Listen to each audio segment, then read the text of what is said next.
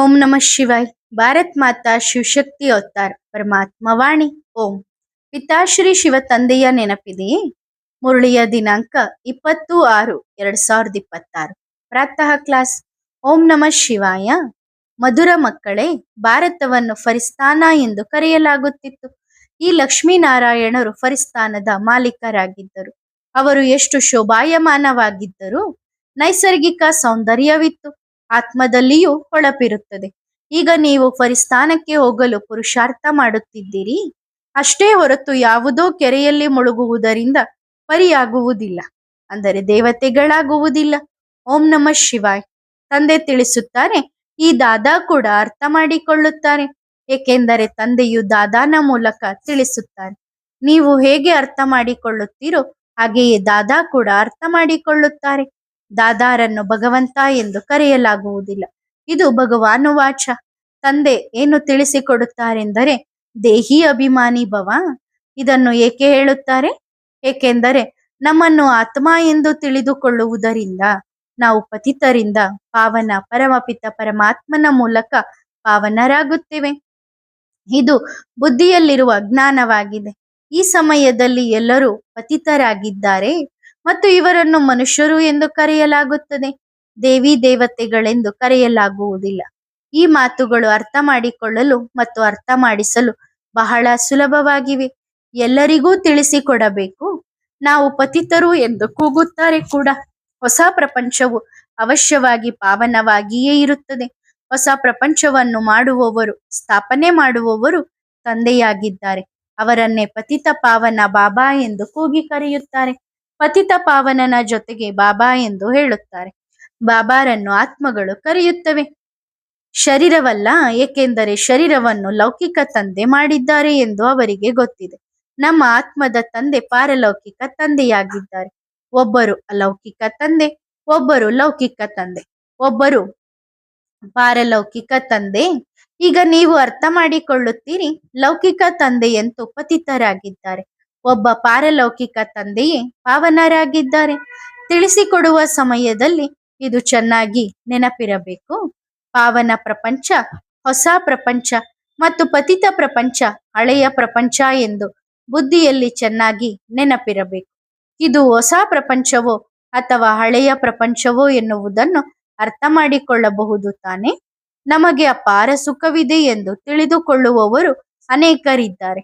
ನಾವು ಸ್ವರ್ಗದಲ್ಲಿ ಕುಳಿತಿದ್ದೇವೆ ಎಂದು ಭಾವಿಸುತ್ತಾರೆ. ಆದರೆ ಕಲಿಯುಗವನ್ನು ಎಂದಿಗೂ ಸ್ವರ್ಗ ಎಂದು ಕರೆಯಲು ಸಾಧ್ಯವಿಲ್ಲ ಎನ್ನುವುದನ್ನು ಅರ್ಥ ಮಾಡಿಕೊಳ್ಳಬೇಕು. ಹೆಸರೇ ಕಲಿಯುಗ, ಹಳೆಯ ಪತಿತ ಪ್ರಪಂಚ. ಇದು ಸ್ಪಷ್ಟವಾಗಿದೆ ಅಲ್ಲವೇ?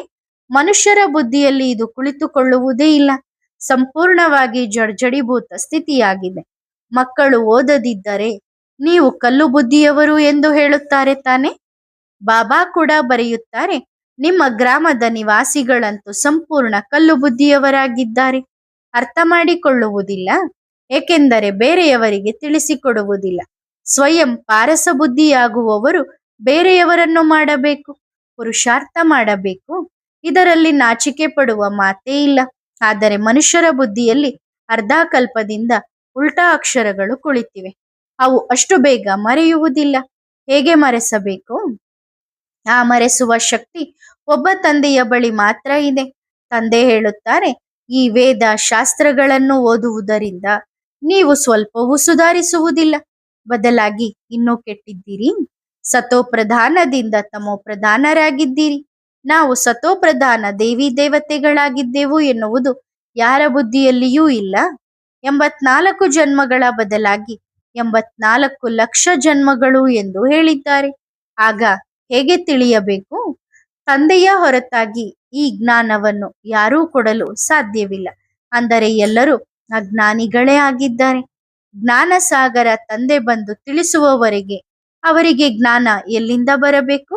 ತಮೋಪ್ರಧಾನ ಎಂದರೆ ಅಜ್ಞಾನಿ ಪ್ರಪಂಚ, ಸತೋಪ್ರಧಾನ ಎಂದರೆ ದೈವಿ ಪ್ರಪಂಚ. ವ್ಯತ್ಯಾಸವಿದೆಯಲ್ಲವೇ? ದೇವಿ ದೇವತೆಗಳೇ ಮತ್ತೆ ಪುನರ್ಜನ್ಮ ಪಡೆಯುತ್ತಾ ಬಂದಿದ್ದಾರೆ. ಸಮಯವು ಬದಲಾಗುತ್ತಾ ಇರುತ್ತದೆ, ಬುದ್ಧಿಯು ದುರ್ಬಲವಾಗುತ್ತಾ ಹೋಗುತ್ತದೆ. ಬುದ್ಧಿಯ ಯೋಗ ಜೋಡಿಸುವುದರಿಂದ ಸಿಕ್ಕ ಶಕ್ತಿಯು ಮತ್ತೆ ಮುಗಿದು ಹೋಗುತ್ತದೆ. ಈಗ ತಂದೆ ನಿಮಗೆ ತಿಳಿಸಿಕೊಡುತ್ತಾರೆ, ಈಗ ನೀವು ಎಷ್ಟು ರಿಫ್ರೆಶ್ ಆಗುತ್ತೀರಿ. ನೀವು ರಿಫ್ರೆಶ್ ಆಗಿದ್ದೀರಿ ಮತ್ತು ವಿಶ್ರಾಂತಿಯಲ್ಲಿದ್ದೀರಿ. ತಂದೆ ಕೂಡ ಬರೆಯುತ್ತಾರೆ ಅಲ್ಲವೇ ಮಕ್ಕಳೇ, ನೀವು ಬಂದು ರಿಫ್ರೆಶ್ ಆಗಿ ಮತ್ತು ವಿಶ್ರಾಂತಿಯನ್ನು ಪಡೆಯಿರಿ. ರಿಫ್ರೆಶ್ ಆದ ನಂತರ ನೀವು ಸತ್ಯಯುಗದ ವಿಶ್ರಾಂತಿಪುರಿಗೆ ಹೋಗುತ್ತೀರಿ. ಅಲ್ಲಿ ನಿಮಗೆ ಬಹಳ ವಿಶ್ರಾಂತಿ ಸಿಗುತ್ತದೆ. ಅಲ್ಲಿ ಸುಖ, ಶಾಂತಿ, ಸಂಪತ್ತು ಎಲ್ಲವೂ ಸಿಗುತ್ತದೆ. ಆದ್ದರಿಂದ ಬಾಬಾರವರ ಬಳಿ ರಿಫ್ರೆಶ್ ಆಗಲು ಬರುತ್ತಾರೆ. ಶಿವ ಬಾಬಾರವರೇ ರಿಫ್ರೆಶ್ ಮಾಡುತ್ತಾರೆ. ಶಿವ ಬಾಬಾರವರ ಮಡಿಲಲ್ಲಿ ವಿಶ್ರಾಂತಿ ಪಡೆಯುತ್ತಾರೆ. ವಿಶ್ರಾಂತಿ ಎಂದರೆ ಶಾಂತಿ. ಮನುಷ್ಯರು ದಣಿದು ವಿಶ್ರಾಂತಿ ಪಡೆಯುತ್ತಾರೆ.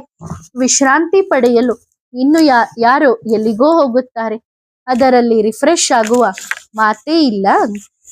ಇಲ್ಲಿ ತಂದೆ ನಿಮಗೆ ದಿನವೂ ತಿಳಿಸಿಕೊಡುತ್ತಾರೆ. ಆದ್ದರಿಂದ ನೀವು ಇಲ್ಲಿ ಬಂದು ರಿಫ್ರೆಶ್ ಆಗುತ್ತೀರಿ. ನೆನಪು ಮಾಡುವುದರಿಂದ ನೀವು ತಮೋಪ್ರಧಾನದಿಂದ ಸತೋಪ್ರಧಾನರಾಗುತ್ತೀರಿ. ಸತೋಪ್ರಧಾನರಾಗಲು ನೀವು ಇಲ್ಲಿಗೆ ಬರುತ್ತೀರಿ. ಇದಕ್ಕಾಗಿ ಪುರುಷಾರ್ಥವೇನು?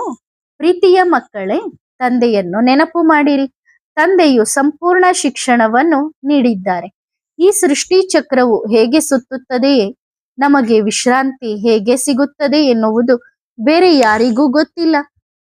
ಆದ್ದರಿಂದ ಅವರಿಗೂ ತಿಳಿಸಿಕೊಡಬೇಕು. ಇದರಿಂದ ಅವರು ಕೂಡ ಇವರಂತೆ ರಿಫ್ರೆಶ್ ಆಗಲಿ. ಎಲ್ಲರಿಗೂ ಸಂದೇಶ ನೀಡುವುದೇ ನಮ್ಮ ಕರ್ತವ್ಯವಾಗಿದೆ. ಅವಿನಾಶಿ ರಿಫ್ರೆಶ್ ಆಗಬೇಕು. ಅವಿನಾಶಿ ವಿಶ್ರಾಂತಿ ಪಡೆಯಬೇಕು. ಎಲ್ಲರಿಗೂ ಈ ಸಂದೇಶ ಕೊಡಿ. ತಂದೆಯನ್ನು ಮತ್ತು ಆಸ್ತಿಯನ್ನು ನೆನಪು ಮಾಡಿ ಎಂದು ನೆನಪಿಸಬೇಕು. ಇದು ಬಹಳ ಸುಲಭವಾದ ಮಾತಾಗಿದೆ. ಬೇಹದ್ದಿನ ತಂದೆ ಸ್ವರ್ಗವನ್ನು ರಚಿಸುತ್ತಾರೆ. ಸ್ವರ್ಗದ ಆಸ್ತಿಯನ್ನೇ ನೀಡುತ್ತಾರೆ.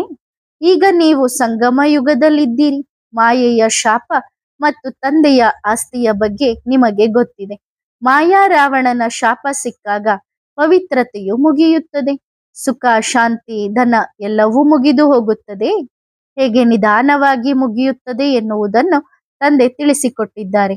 ಎಷ್ಟು ಜನ್ಮಗಳು ಬೇಕಾಗುತ್ತವೆ? ದುಃಖಧಾಮದಲ್ಲಿ ವಿಶ್ರಾಂತಿ ಎಲ್ಲಿಂದ ಇರಲು ಸಾಧ್ಯ? ಸುಖಧಾಮದಲ್ಲಿಯೇ ವಿಶ್ರಾಂತಿಯೇ ವಿಶ್ರಾಂತಿ.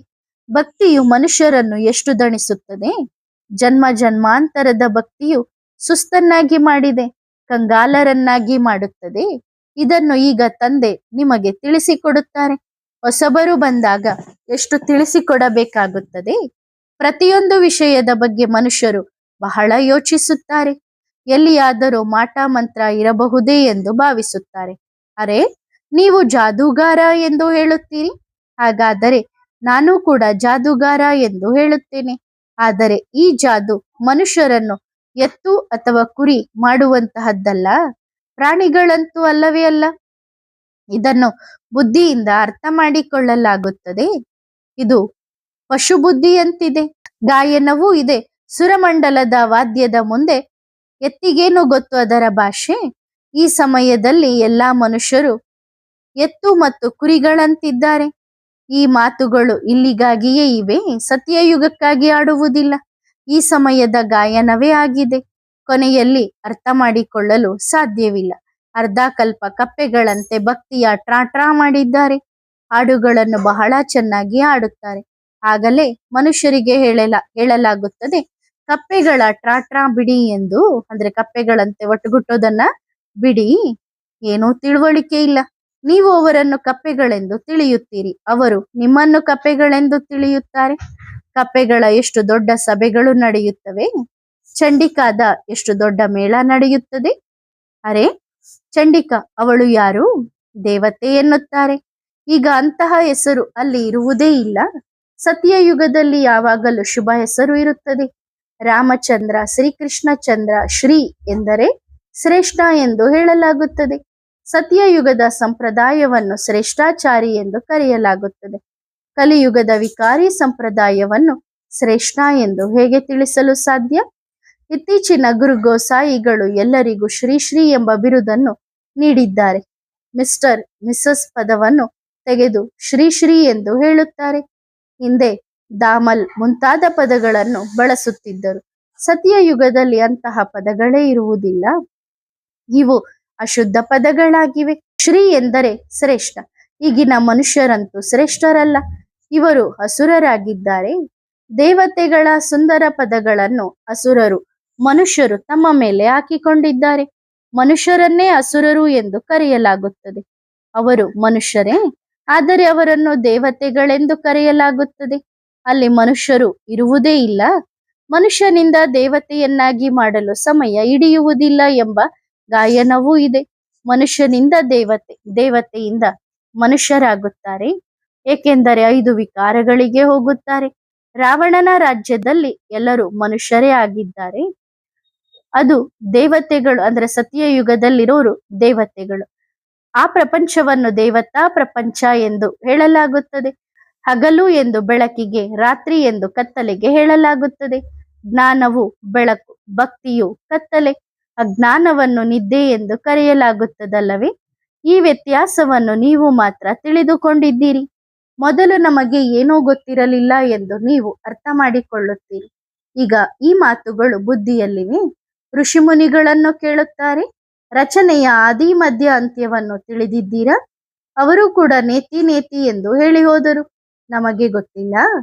ಈಗ ನೀವು ಅರ್ಥ ಮಾಡಿಕೊಳ್ಳುತ್ತೀರಿ. ನಾವು ಕೂಡ ಮೊದಲು ನಾಸ್ತಿಕರಾಗಿದ್ದೆವು, ಬೇಹದ್ದಿನ ತಂದೆಯನ್ನೇ ತಿಳಿದಿರಲಿಲ್ಲ. ಅವರೇ ಅಸಲಿ ಅವಿನಾಶಿ ಬಾಬಾ, ಆತ್ಮಗಳ ತಂದೆ. ನಾವು ಆ ಬೇಹದ್ದಿನ ತಂದೆಯ ಮಕ್ಕಳಾಗಿದ್ದೇವೆ ಎಂದು ನಿಮಗೆ ಗೊತ್ತಿದೆ. ಅವರು ಸುಡುವುದಿಲ್ಲ. ಇಲ್ಲಿ ಎಲ್ಲರೂ ಸುಡುತ್ತಾರೆ, ರಾವಣನನ್ನೂ ಸುಡುತ್ತಾರೆ. ಶರೀರವಿದೆಯಲ್ಲವೇ? ಆತ್ಮವನ್ನು ಯಾರೂ ಸುಡಲು ಸಾಧ್ಯವಿಲ್ಲ. ಆದ್ದರಿಂದ ಮಕ್ಕಳಿಗೆ ತಂದೆ ಗುಪ್ತ ಜ್ಞಾನವನ್ನು ತಿಳಿಸುತ್ತಾರೆ. ಅದು ತಂದೆಯ ಬಳಿ ಮಾತ್ರ ಇದೆ. ಈ ಆತ್ಮದಲ್ಲಿ ಗುಪ್ತ ಜ್ಞಾನವಿದೆ. ಆತ್ಮವು ಗುಪ್ತವಾಗಿದೆ. ಆತ್ಮವು ಈ ಮುಖದ ಮೂಲಕ ಮಾತನಾಡುತ್ತದೆ. ಆದ್ದರಿಂದ ತಂದೆ ಹೇಳುತ್ತಾರೆ, ಮಕ್ಕಳೇ, ದೇಹಾಭಿಮಾನಿಯಾಗಬೇಡಿ, ಆತ್ಮಾಭಿಮಾನಿಯಾಗಿ. ಇಲ್ಲದಿದ್ದರೆ ಉಲ್ಟಾ ಗೂಬೆಗಳಂತಾಗುತ್ತೀರಿ. ತಮ್ಮನ್ನು ಆತ್ಮ ಎಂದು ಮರೆತು ಬಿಡುತ್ತೀರಿ. ಗೂಬೆಗೆ ಹಗಲಿನಲ್ಲಿ ಕತ್ತಲೆ ಇರುತ್ತದೆ, ರಾತ್ರಿ ಎಚ್ಚರವಿರುತ್ತವೆ. ಆದ್ದರಿಂದ ಮನುಷ್ಯರಿಗೆ ಗೂಬೆಯ ಮರಿ ಎಂದು ಹೇಳುತ್ತಾರೆ. ಇದು ಅಶುದ್ಧ ಪದವಾಗಿದೆ. ಅಲ್ಲಿ ದೇವತೆಗಳ ಯುಗದಲ್ಲಿ ಈ ಪದಗಳೇ ಇರುವುದಿಲ್ಲ. ನಾಟಕದ ರಹಸ್ಯವನ್ನು ಚೆನ್ನಾಗಿ ಅರ್ಥ ಮಾಡಿಕೊಳ್ಳಬೇಕು. ನಾಟಕವನ್ನು ಚೆನ್ನಾಗಿ ಅರ್ಥ ಮಾಡಿಕೊಳ್ಳಬೇಕು. ನಾಟಕದಲ್ಲೇನಿದೆಯೋ ಅದು ಹುಬಹು ಪುನರಾವರ್ತನೆಯಾಗುತ್ತದೆ. ಇದು ಯಾರಿಗೂ ತಿಳಿದಿಲ್ಲ. ನಾಟಕದನುಸಾರ ಸೆಕೆಂಡ್ ನಡೆಯುತ್ತಲೇ ಇರುತ್ತದೆ. ಆಕಾಶದ ಅಂತ್ಯವನ್ನು ಯಾರೂ ಕಾಣಲು ಸಾಧ್ಯವಿಲ್ಲ ಎಂಬ ಜ್ಞಾನವು ಬುದ್ಧಿಯಲ್ಲಿದೆ. ಭೂಮಿಯ ಅಂತ್ಯವನ್ನು ಕಾಣಬಹುದು. ಆಕಾಶವು ಸೂಕ್ಷ್ಮವಾಗಿದೆ, ಭೂಮಿಯು ಸ್ಥೂಲವಾಗಿದೆ. ಅನೇಕ ವಸ್ತುಗಳ ಅಂತ್ಯವನ್ನು ಕಾಣಬಹುದು. ಚಕ್ರ ಹಾಕಿದಾಗ ನೀರೇ ನೀರು ಕಾಣಿಸುತ್ತದೆ. ಆಕಾಶ ಮತ್ತು ನೀರನ್ನು ಜಲಮಯ ಎಂದು ಹೇಳುತ್ತಾರೆ. ಅದಕ್ಕಾಗಿಯೇ ಪ್ರಯತ್ನಿಸುತ್ತಿರುತ್ತಾರೆ. ದೊಡ್ಡ ದೊಡ್ಡ ವಿಮಾನಗಳನ್ನು ಮಾಡುತ್ತಾರೆ. ಅದರಲ್ಲಿ ಪೆಟ್ರೋಲ್ ಕೂಡ ಅಷ್ಟೇ ಇಡುತ್ತಾರೆ. ಅರ್ಧ ಪೆಟ್ರೋಲ್ ಮುಗಿದಾಗ ವಾಪಸ್ ಬರುತ್ತಾರೆ. ಇಲ್ಲದಿದ್ದರೆ ದಾರಿಯಲ್ಲೇ ಮುಳುಗಿ ಹೋಗುತ್ತಾರೆ. ಈಗ ಚಂದ್ರನ ಮೇಲೆ ಹೋಗಲು ಪ್ರಯತ್ನಿಸುತ್ತಿದ್ದಾರೆ. ಅಲ್ಲಿ ಹೋಗಿ ಏನು ಮಾಡುತ್ತಾರೆ? ಪ್ರಪಂಚವೇ ಇಲ್ಲವಲ್ಲ, ಆಕಾಶವೇ ಆಕಾಶ, ಪಾತಾಳವೇ ಪಾತಾಳ ಎಂದು ಹೇಳುವಾಗ ಮೇಲೆ ಹೋಗಿ ನೋಡುತ್ತಾರೆ. ಅಲ್ಲಿ ಪ್ರಪಂಚವನ್ನು ವಾಸಿಸಲು ಇರುವಂತೆ ಪ್ರಯತ್ನಿಸುತ್ತಾರೆ. ಪ್ರಪಂಚವಂತೂ ಬಹಳ ವಿಸ್ತಾರವಾಗಿದೆ ಅಲ್ಲವೇ? ಭಾರತದಲ್ಲಿ ಕೇವಲ ಒಂದೇ ದೇವಿ ದೇವತಾ ಧರ್ಮವಿತ್ತು ಮತ್ತು ಬೇರೆ ಯಾವುದೇ ಖಂಡಗಳಿರಲಿಲ್ಲ. ನಂತರ ಎಷ್ಟು ವಿಸ್ತಾರವಾಗಿದೆ. ಭಾರತದ ಎಷ್ಟು ಸಣ್ಣ ತುಂಡಿನಲ್ಲಿ, ಅಂದ್ರೆ ಸಣ್ಣ ಜಾಗದಲ್ಲಿ ದೇವತೆಗಳಿರುತ್ತಾರೆ ಎಂದು ಯೋಚಿಸಿ. ಯಮುನಾ ನದಿಯ ದಡದಲ್ಲೇ ಸ್ವರ್ಗ ಇತ್ತು. ಇದನ್ನು ಸ್ಮಶಾನ ಎಂದು ಕರೆಯಲಾಗುತ್ತದೆ. ಎಲ್ಲಿ ಪದೇ ಪದೇ ಸಾಯುತ್ತಿರುತ್ತಾರೆ. ಅಮರಪುರಿಯನ್ನು ಫರಿಸ್ತಾನ ಎಂದು ಕರೆಯಲಾಗುತ್ತದೆ. ಅಲ್ಲಿ ಬಹಳ ಸುಂದರವಾಗಿಯೂ ಇರುತ್ತಾರೆ. ಭಾರತವನ್ನು ವಾಸ್ತವವಾಗಿ ಫರಿಸ್ತಾನ ಎಂದು ಕರೆಯಲಾಗುತ್ತಿತ್ತು. ಈ ಲಕ್ಷ್ಮೀನಾರಾಯಣರು ಫರಿಸ್ತಾನದ ಮಾಲೀಕರಾಗಿದ್ದಾರೆ. ಎಷ್ಟು ಶೋಭಾಯಮಾನವಾಗಿದ್ದಾರೆ, ಸತೋಪ್ರಧಾನರಾಗಿದ್ದಾರೆ ಅಲ್ಲವೇ? ನೈಸರ್ಗಿಕ ಸೌಂದರ್ಯವಿತ್ತು. ಆತ್ಮದಲ್ಲಿಯೂ ಹೊಳಪಿರುತ್ತದೆ. ಶ್ರೀಕೃಷ್ಣನ ಜನ್ಮ ಹೇಗೆ ಆಗುತ್ತದೆ ಎಂದು ಮಕ್ಕಳಿಗೆ ತೋರಿಸಲಾಗಿದೆ. ಇಡೀ ಕೋಣೆಯಲ್ಲಿ ಬೆಳಕಾದಂತೆ ಆಗುತ್ತದೆ. ತಂದೆ ಕುಳಿತು ಮಕ್ಕಳಿಗೆ ತಿಳಿಸಿಕೊಡುತ್ತಾರೆ. ಈಗ ನೀವು ಫರಿಸ್ತಾನಕ್ಕೆ ಹೋಗಲು ಪುರುಷಾರ್ಥ ಮಾಡುತ್ತಿದ್ದೀರಿ ಅಷ್ಟೇ ಹೊರತು ಕೆರೆಯಲ್ಲಿ ಮುಳುಗುವುದರಿಂದ ಪರಿಯಾಗುವುದಿಲ್ಲ. ನೀರಿನಲ್ಲಿ ಸ್ನಾನ ಮಾಡುವುದರಿಂದ ಪರಿ ಹೇಗೆ ಆಗಲು ಸಾಧ್ಯ? ಇವೆಲ್ಲ ಸುಳ್ಳು ಹೆಸರುಗಳನ್ನು ಇಟ್ಟಿದ್ದಾರೆ.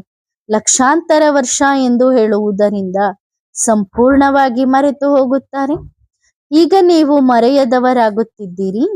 ನಂಬರ್ ವಾರ್ ಪುರುಷಾರ್ಥದ ಅನುಸಾರ ಅದರಂತೆಯೇ ಮತ್ತೆ ನೀವು ಮಕ್ಕಳು ಸ್ವರ್ಗದಲ್ಲಿ ಜನ್ಮ ಪಡೆಯುತ್ತೀರಿ. ನಂಬರ್ ವಾರ್ ಅಂತೂ ಖಂಡಿತ ಬೇಕಲ್ಲವೇ? ಎಲ್ಲರೂ ಒಂದೇ ರೀತಿ ಇರಲು ಸಾಧ್ಯವಿಲ್ಲ. ಇಷ್ಟು ಸಣ್ಣ ಆತ್ಮವು ಶರೀರದ ಮೂಲಕ ಎಷ್ಟು ದೊಡ್ಡ ಪಾತ್ರವನ್ನು ಅಭಿನಯಿಸುತ್ತದೆ ಎಂದು ಯೋಚಿಸಲಾಗುತ್ತದೆ. ಮತ್ತೆ ಶರೀರದಿಂದ ಆತ್ಮವು ಹೊರಬಂದಾಗ ಶರೀರದ ಗತಿ ಏನಾಗುತ್ತದೆ? ಆತ್ಮವೇ ಪಾತ್ರವನ್ನು ಅಭಿನಯಿಸುತ್ತದಲ್ಲವೇ? ಎಷ್ಟು ದೊಡ್ಡ ಯೋಚಿಸಬೇಕಾದ ವಿಷಯ. ಇಡೀ ಪ್ರಪಂಚದ ಪಾತ್ರಧಾರಿಗಳು ಅದೇ ಪಾತ್ರ ಮಾಡುತ್ತಾರೆ. ಯಾವುದು ಅನಾದಿಯಾಗಿ ನಿರ್ಧಾರವಾಗಿದೆಯೋ, ಈ ಸೃಷ್ಟಿಯು ಅನಾದಿಯಾಗಿದೆ. ಈ ಸೃಷ್ಟಿರೂಪಿ ವೃಕ್ಷದ ಬಗ್ಗೆ ತಿಳಿದಾಗ ನೀವು ಅದನ್ನು ಅದ್ಭುತ ಎಂದು ಹೇಳುತ್ತೀರಿ. ತಂದೆ ಎಷ್ಟು ಚೆನ್ನಾಗಿ ತಿಳಿಸಿಕೊಡುತ್ತಾರೆ. ನಾಟಕದಲ್ಲಿ ಮತ್ತೆ ಯಾರಿಗೆ ಎಷ್ಟು ಸಮಯವಿದೆಯೋ ಅಷ್ಟೇ ಸಮಯ ಅರ್ಥ ಮಾಡಿಕೊಳ್ಳಲು ಹಿಡಿಯುತ್ತದೆ. ಬುದ್ಧಿಯು ವ್ಯತ್ಯಾಸವಿದೆಯಲ್ಲವೇ? ಆತ್ಮವು ಮನಸ್ಸು ಬುದ್ಧಿ ಸಹಿತವಾಗಿದೆ. ಎಷ್ಟು ವ್ಯತ್ಯಾಸವಿರುತ್ತದೆ. ನಮಗೆ ಸ್ಕಾಲರ್ಶಿಪ್ ಪಡೆಯಬೇಕಿದೆ ಎಂದು ಮಕ್ಕಳಿಗೆ ತಿಳಿದಾಗ ಮನಸ್ಸಿನಲ್ಲಿ ಸಂತೋಷವಾಗುತ್ತದಲ್ಲವೇ? ಇಲ್ಲಿಯೂ ಒಳಗೆ ಬಂದ ತಕ್ಷಣ ನಿಮ್ಮ ಗುರಿ ಉದ್ದೇಶ ಎದುರಿಗೆ ಕಂಡಾಗ ಸಂತೋಷವಾಗುತ್ತದೆ. ನಾವು ಈ ರೀತಿಯಾಗಲು ಇಲ್ಲಿ ಓದುತ್ತಿದ್ದೇವೆ ಎನ್ನುವುದು ಈಗ ನಿಮಗೆ ಗೊತ್ತಿದೆ. ಇಲ್ಲದಿದ್ದರೆ ಯಾರೂ ಬರಲು ಸಾಧ್ಯವಿಲ್ಲ. ಇದು ಏಮ್ ಆಬ್ಜೆಕ್ಟ್ ಆಗಿದೆ. ಇಂತಹ ಯಾವುದೇ ಸ್ಕೂಲ್ ಎಲ್ಲಿಯೂ ಇರುವುದಿಲ್ಲ. ಮುಂದಿನ ಜನ್ಮದ ಗುರಿ ಉದ್ದೇಶವನ್ನು ನೋಡಲು ಸಾಧ್ಯವೇ? ನೀವು ನೋಡುತ್ತಿದ್ದೀರಿ. ನೀವು ಸ್ವರ್ಗದ ಮಾಲೀಕರು. ನಾವೇ ಈ ರೀತಿ ಆಗಲಿದ್ದೇವೆ. ಈಗ ನಾವು ಸಂಗಮ ಯುಗದಲ್ಲಿದ್ದೇವೆ. ಆ ರಾಜ್ಯಾಡಳಿತಕ್ಕೂ ಸೇರಿದವರಲ್ಲ, ಈ ರಾಜ್ಯಾಡಳಿತಕ್ಕೂ ಸೇರಿದವರಲ್ಲ. ನಾವು ಮಧ್ಯದಲ್ಲಿದ್ದೇವೆ, ಹೋಗುತ್ತಿದ್ದೇವೆ. ದೋಣಿ ನಡೆಸುವವರು ನಿರಾಕಾರ. ದೋಣಿಯೂ ನಿರಾಕಾರವಾಗಿದೆ.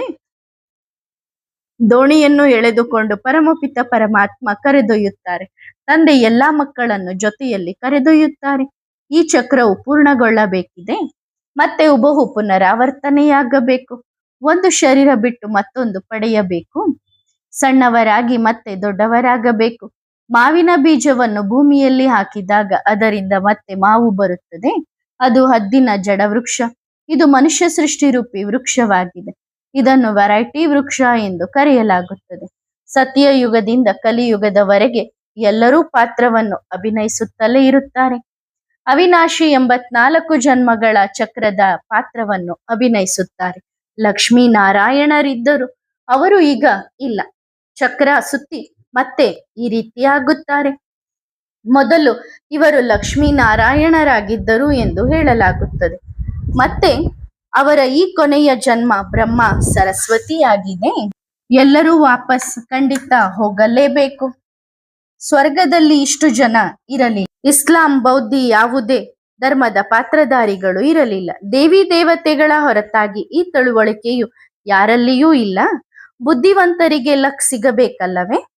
ಯಾರು ಎಷ್ಟು ಓದುತ್ತಾರೋ ನಂಬರ್ ವಾರ್ ಪುರುಷಾರ್ಥದ ಅನುಸಾರ ಪದವಿ ಪಡೆಯುತ್ತಾರೆ. ಆದ್ದರಿಂದ ನೀವು ಮಕ್ಕಳು ಇಲ್ಲಿಗೆ ಬಂದ ತಕ್ಷಣ ಈ ಗುರಿ ಉದ್ದೇಶವನ್ನು ನೋಡಿ ಸಂತೋಷ ಪಡಬೇಕು. ಸಂತೋಷಕ್ಕಂತೂ ಪಾರವೇ ಇಲ್ಲ. ಸ್ಕೂಲ್ ಅಥವಾ ಪಾಠಶಾಲೆ ಇದ್ದರೆ ಇಂತಹದ್ದಿರಬೇಕು. ಎಷ್ಟು ಗುಪ್ತವಾಗಿದೆ, ಆದರೆ ಜಬರ್ದಸ್ತ್ ಪಾಠಶಾಲೆಯಾಗಿದೆ. ಎಷ್ಟು ದೊಡ್ಡ ಶಿಕ್ಷಣ, ಅಷ್ಟೇ ದೊಡ್ಡ ದೊಡ್ಡ ಕಾಲೇಜುಗಳು, ಸೌಲಭ್ಯಗಳು ಸಿಗುತ್ತವೆ. ಆತ್ಮವು ಓದಬೇಕು. ನಂತರ ಚಿನ್ನದ ಸಿಂಹಾಸನದ ಮೇಲಾಗಲಿ ಅಥವಾ ಮಣ್ಣಿನ ಸಿಂಹಾಸನದ ಮೇಲಾಗಲಿ ಏರಲಿ. ಮಕ್ಕಳಿಗೆ ಎಷ್ಟು ಸಂತೋಷವಿರಬೇಕು. ಏಕೆಂದರೆ ಶಿವ ಭಗವಾನ್ ವಾಚ ಆಗಿದೆ ಅಲ್ಲವೇ? ಮೊದಲ ನಂಬರ್ನಲ್ಲಿ ಈ ವಿಶ್ವದ ಪ್ರಿನ್ಸ್ ಇದ್ದಾರೆ. ಕಲ್ಪಕಲ್ಪಕ್ಕೂ ತಂದೆಯೇ ಬಂದು ತಮ್ಮ ಪರಿಚಯ ಕೊಡುತ್ತಾರೆ ಎನ್ನುವುದು ಈಗ ಮಕ್ಕಳಿಗೆ ಗೊತ್ತಿದೆ. ನಾನು ಇವರಲ್ಲಿ ಪ್ರವೇಶ ಮಾಡಿ ನಿಮಗೆ ಓದಿಸುತ್ತಿದ್ದೇನೆ. ದೇವತೆಗಳಲ್ಲಿ ಈ ಜ್ಞಾನ ಇರುವುದಿಲ್ಲ. ಮನುಷ್ಯರು ಗೊಂದಲಕ್ಕೊಳಗಾಗುತ್ತಾರೆ. ದೇವತೆಗಳಲ್ಲಿ ಜ್ಞಾನವಿಲ್ಲ ಎಂದು. ಜ್ಞಾನದಿಂದಲೇ ದೇವತೆಗಳಾದರು ಅಂದ ಮೇಲೆ ಮತ್ತೆ ಶಿಕ್ಷಣದ ಅಗತ್ಯವಿಲ್ಲ. ವಕೀಲರಾದ ಮೇಲೆ ಮತ್ತೆ ಸಂಪಾದನೆಯಲ್ಲಿ ತೊಡಗುತ್ತಾರೆ. ಇದರಲ್ಲಿಯೂ ದೊಡ್ಡ ವಿಶಾಲ ಬುದ್ಧಿ ಬೇಕು. ಬುದ್ಧಿಯಲ್ಲಿಯೂ ಎಷ್ಟು ವ್ಯತ್ಯಾಸವಾಗುತ್ತದೆ. ಮೊದಲಿನಿಂದಲೂ ಓದುತ್ತಿದ್ದರೂ ಸಹ 2-3 ಅಂಕಗಳು, ಮತ್ತೆ ಕೊನೆಯಲ್ಲಿ ಬಂದವರು 90-80 ಅಂಕಗಳನ್ನು ಪಡೆಯಬಹುದು. ಎಲ್ಲವೂ ಬುದ್ಧಿಯ ಮೇಲೆ ಆಧಾರಿತವಾಗಿದೆ ಅಲ್ಲವೇ? ಅದು ಕೂಡ ನಾಟಕದ ಪ್ಲಾನ್ ಅನುಸಾರ ನಾವು ಪುರುಷಾರ್ಥ ಮಾಡಿಸುತ್ತಿರುತ್ತೇವೆ. ನಂತರ ಯಾರಿಗೆ ಎಷ್ಟು ಬುದ್ಧಿ ಇದೆಯೋ, ಉತ್ತಮ, ಮಧ್ಯಮ, ಕನಿಷ್ಠ ಬುದ್ಧಿಯಂತೂ ಇದೆಯಲ್ಲವೇ? ಒಳ್ಳೆಯದು. ಆತ್ಮಿಕ ಮಕ್ಕಳಿಗೆ ನೆನಪು, ಪ್ರೀತಿ ಮತ್ತು ನಮಸ್ತೆ. ವರದಾನ: ಮಾಯಾಜೀತ್ ಭವ. ಸಮಯಕ್ಕೆ ಅನುಸಾರವಾಗಿ ಸ್ಥಿತಿಯು ಮುಂದುವರಿಯುತ್ತಿರುವಂತೆ ಈಗ ಮಾಯೆಯ ಏಟು ಬೀಳಬಾರದು. ಮಾಯೆಯು ಎಂತಹ ವಿಕರಾಳ ರೂಪದಲ್ಲಿ ಬಂದರೂ ನೀವು ಅದನ್ನು ಆಟಿಕೆ ಎಂದು ತಿಳಿದುಕೊಂಡರೆ ಅದು ಆಟವಾಗಿ ಹೋಗುತ್ತದೆ.